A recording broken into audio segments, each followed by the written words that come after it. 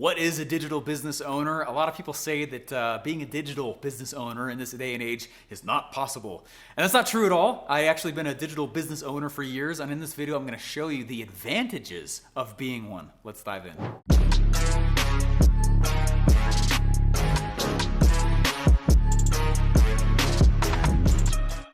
All right, so what is a digital business owner? In short, not to make this video short, but it's the same thing as a normal business owner.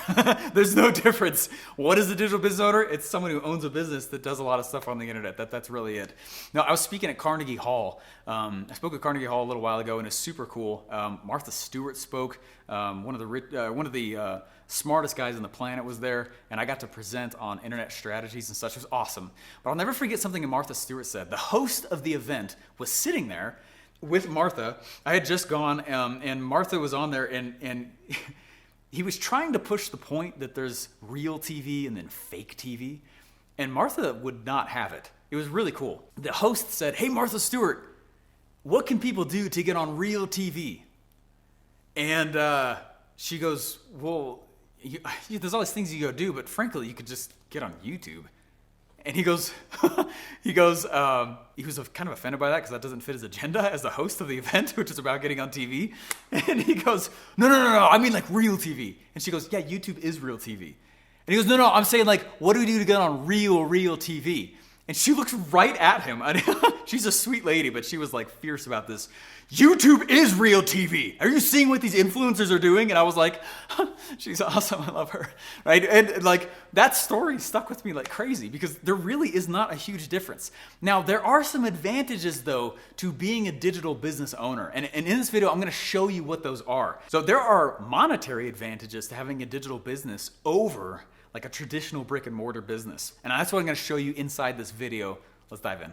All right, advantage number one of being a digital business owner is how little it costs to run it. Okay, you don't need an office and you don't need inventory. Your overhead is so low. I started my business by hiding in the box office seats on college campus.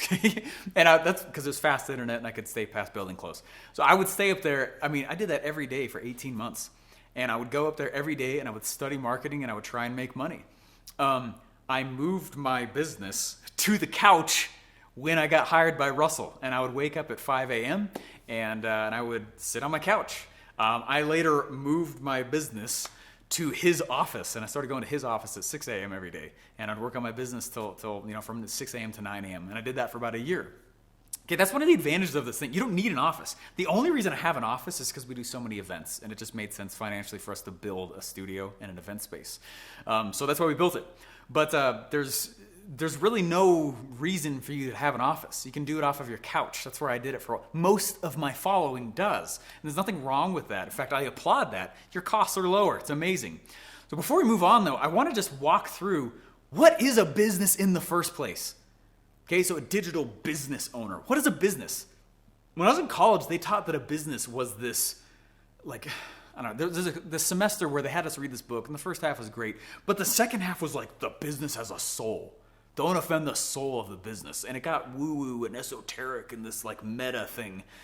That's hot garbage, all right? That's a pile of steaming garbage. A business is nothing more than a set of systems. And it's a set of systems that gets leads, you sell some of them, and you fulfill on what was sold. That's all a business is. It's a series of systems. You can do that from a couch. You can do that while you're traveling. I do so much work on airplanes, it's amazing. But that right there, it has been one of the greatest things ever. I don't need inventory. When somebody buys a shirt from me, another company gets the order, prints it, puts it in a box, and then sends it over and ships it out. I don't even have inventory. Okay, and that's one of the huge advantages of the digital business space. The second advantage to having a digital business and being a digital business owner is that you can pretty much 1099 everyone. Okay, guys, I think it was last year, I think it was 2020, my business cost me about 650 grand to run. Between my employees, I have 1099s, right, we got a big studio space, we got a lot. And so think about that, like, that was in total how much money we spent. Now, the biggest expenses of that were salaries, taxes, and insurance, right? I mean, of like the business expenses. There's obviously marketing expenses as well, but not nearly as high. So those are the three biggest expenses. When you have a digital business, what's cool is this, because so many people are in so many places, you don't actually need to hire that many employees. Okay. Now, what costs more for a business owner? A 1099, which is a contract worker, or an employee? Oh my gosh, employees are so much more expensive than a 1099. Even if you're paying them the same amount, I have to pay out so much more with insurance and so much more with there's so much more cost that goes into it, right? And there's all the different types of taxes that get taken out each of the paycheck. It's way more expensive for me to have an employee than it is a 1099, way more. And so one of the benefits of this digital space is I can go out and just do 1099s, right? For the most part, all right? I'm not your legal person or anything like that, okay? I think you do have to have a few employees, but don't quote me. I'm not your legal guy. Anyway, so, but I can 1099 a lot. It's so much better, so much easier. It's way, way less expensive for me to do that. One of the other reasons why I love the 1099 and the the employee thing, think about projects. Whenever I go hire a 1099, if I hire a contract worker, it's usually per project. And so there is very clear outcomes, very clear, here's the project, there's very clear. And what's cool about that is that when I hire a 1099 for a project, that project's quality is typically really, really high. I'm not saying it's not the same with an employee. The mentality is different though, because it's not single project focused. And there's other stuff that they're also doing. Sometimes it can take a little longer, or sometimes there can be communication drops.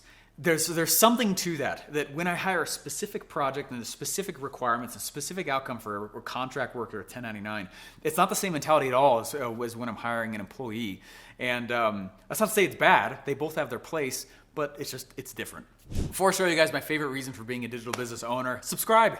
Hit the subscribe button, hit the up. If you love the thumbs up and you're like, oh my gosh, this guy's stuff is great and it's amazing, his eyes are big, but I'll let that slide. Hit the thumbs up if you like this stuff. Hit thumbs down if you hate my guts too, that's fine. Just give me some feedback. It also helps me know who to block. It's awesome. In the comments down below, I would love to know though, in all seriousness, what is it that you love about being a digital business owner? If you're following me, 99% of you don't have a brick and mortar or an office or anything like that, and I love that. We're all the same tribe. What's one of your favorite reasons for being a digital business owner? Let me know below. All right, this is my favorite reason for being a digital business owner. Like the absolute bar none. The other things are cool. Talk about low overhead and stuff like that. Oh my gosh, this is the best. I'd say about 10 years ago, I started some classes with my dad. It was Robert Kiyosaki's classes. We paid $30,000 for his stocks and options trading and in the financial markets, and it was awesome. My dad stuck with it way longer than I did. I don't know. I was young and dumb. I just kept moving. Okay, and we were trained on the New York Stock Exchange. I love this. This is so good. Okay, stick with me here.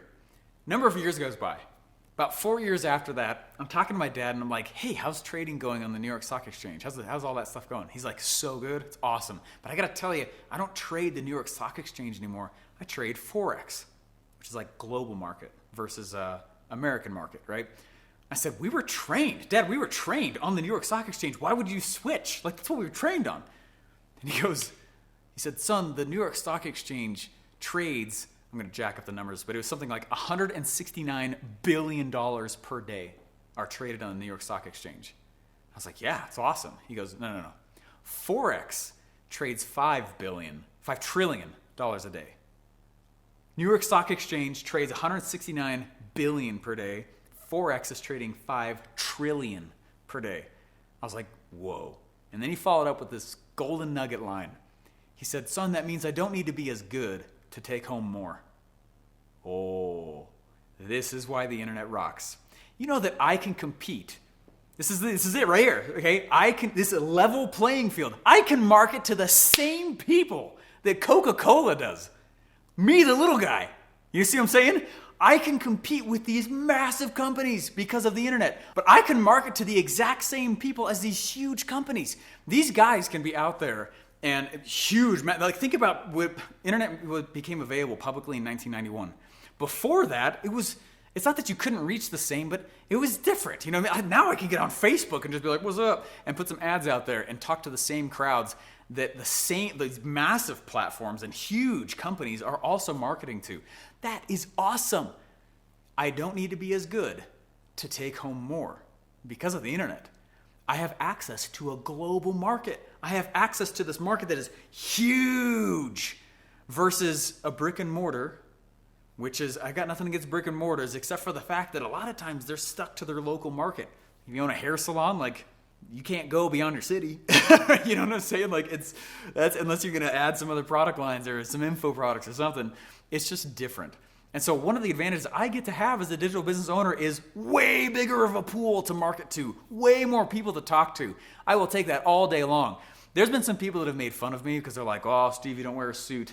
I'm not going to listen to any of your tactics or your strategies. Or, oh, you're not a real business. You don't have a brick and mortar, which I do now. I have an office and studio and all that. But before that, and they wouldn't even like think that what we were doing on the internet was real. It's not a real company. We're making millions of dollars. How real is that? Like, and so that's one of the things that you have as an advantage over all these other people, if you're a digital business owner, is access to tons of people, lots of data out of the gate. These social media platforms give you so much data that you really don't have to do a lot of work for. Think about how many people you would have to employ if Facebook did not exist, if ClickFunnels did not exist, if the internet was not here. The amount of reach that you have is insane. So yes, all day long, thankfully and boldly, I will claim I'm a proud digital business owner. I got a free gift here for you. Go to yourfinaloffer.com because what I did is I asked 30 very successful internet business owners, digital business owners, what would your final offer be if you could only do one final offer? And it has to fund the rest of your life. What would the offer be and how would you launch it? You'll find it very fascinating what they say. There's strong patterns in there, and the thing is totally free. It's a summit that we'll go to over 3 days. Go to yourfinaloffer.com. I know you'll love it.